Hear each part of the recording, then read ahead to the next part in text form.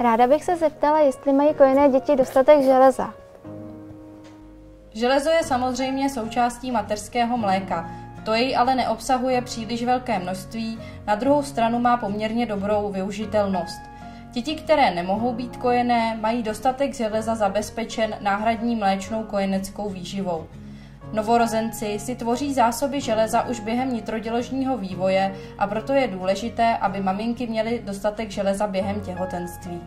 Vzhledem k tomu, že po 6. měsíci věku stoupají u dětí nároky na železo, není možné je pokrýt pouze kojením anebo náhradní kojeneckou mléčnou formulí. Proto je nutné zařadit už příkrmy s obsahem železa.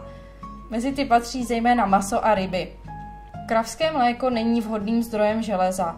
Doporučuje se ji dětem podávat až od 1 roku věku, a to jenom v malém množství. Železo v rostlinné potravě se hůře vstřebává. Proto je při podávání zeleninových příkrmů vhodné přidat k nim malou porci masa nebo ovoce a zeleniny s vysokým obsahem vitamínu C.